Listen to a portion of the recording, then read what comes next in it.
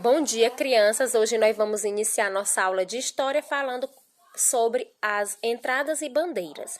Então, o que foram as entradas, crianças?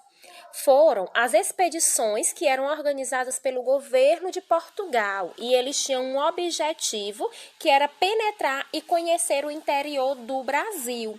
Porque, como vocês sabem, quando os primeiros invasores do Brasil chegaram aqui, eles chegaram pelo litoral. Então, eles não conheciam o interior. E aí, então, essas entradas, né, eles tinham o objetivo de conhecer o interior do Brasil, mas sem ultrapassar a linha estabelecida lá no Tratado de Tordesilha. Além disso, eles também tinham o objetivo de escravizar indígenas e procurar riquezas minerais, né? O objetivo principal dessas entradas, né, era exatamente essa: conhecer o interior do Brasil, escravizar o indígena e procurar os metais preciosos. E aí tínhamos as bandeiras. O que eram as bandeiras? Elas eram expedições organizadas por particulares.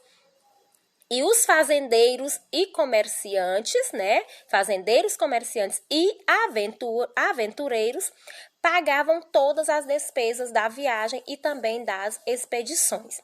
Então, nós tivemos 3 tipos de bandeiras, crianças. 3 tipos de expedições, cada uma delas organizada por pessoas diferentes e também cada uma delas com objetivos diferenciados. Então, as bandeiras eram as bandeiras de caçada ao indígena, as bandeiras de mineração e também as bandeiras de sertanismo de contrato. Então, primeiramente, nós vamos falar sobre as bandeiras de caça aos indígenas, que também era conhecida como apressamento. Então, qual era o objetivo dessas bandeiras? Era aprisionar o indígena, após esse aprisionamento, vendê-lo como escravo para os donos dos engenhos de açúcar. Então, quem eram os principais organizadores dessa bandeira? Era o Manuel Dias, o Fernão Dias Pais e também o Antônio Raposo Tavares. Então, eram estes os principais bandeirantes que organizavam esta expedição, né, estas bandeiras, e que tinha a responsabilidade de aprisionar, né, de caçada ao indígena. A segunda bandeira, que era a bandeiras de mineração, tinha como objetivo procurar as riquezas minerais e pedras preciosas aqui no interior do Brasil. E era organizada por Fernando Dias Pais, Bartolomeu Buenos da Silva, Pascoal Moreira Cabral Leme, Borba Gato e Antônio Rodrigues Arzão. Então, estes eram os bandeirantes responsáveis pelas bandeiras de mineração. E a terceira bandeiras, que era a bandeiras de sertanismo de contrato, tinha como objetivo combater os indígenas que atacavam as fazendas e recuperar também os negros que fugiam de seus donos na intenção de viverem em quilombos.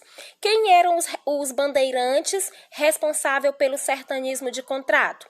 Era o Matias Cardoso de Almeida e Domingos Jorge Velho. Então, o ouro, criança, ele transformou a paisagem do Brasil na sua colonização, porque pessoas de todos os tipos e de todas as idades deslocaram-se para as áreas de mineração aqui do Brasil. O ouro, na época, parecia um imã, porque atraía gente de todos os lugares, até mesmo lá da Europa. Então, em poucos anos, várias cidades nasceram nas áreas das minas, né? Nas áreas onde ficava a mineração, com todas as características de centros urbanos, como, por exemplo, bons comércios, funcionários públicos, cobradores de impostos, artesãos e militares. Então, todos dependiam dos alimentos que vinham de longe. Por que todos dependiam do alimento que vinha de longe? Porque as terras aqui das áreas da mineração não eram férteis, então ninguém queria perder tempo criando animais, já que eles tinham o objetivo de procurar ouro nas minas. Então, um boi custava seu peso em ouro. E os que comercializavam alimentos, né, para vender para as pessoas que foram formando as cidades em volta da mineração, eles ficavam tão ricos quanto os que achavam esse precioso metal. Também vieram, crianças, para a região, né, os pintores e escultores, os ferreiros, os atores, os que faziam jornais. Lojas e mercados também foram surgindo por toda a parte e nasceram muitas cidades, como, por exemplo, a cidade de Vila Rica, hoje atual Ouro Preto, que recebeu também esse nome por causa da quantidade de ouro existente naquela região.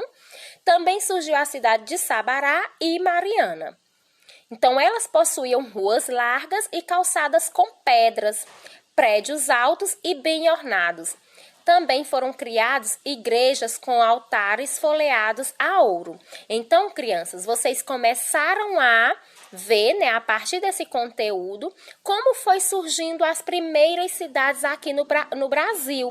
E como vocês puderam ver através dessa aula, as primeiras cidades, elas formaram-se nas regiões das minas, porque era o local mais atrativo dos colonizadores.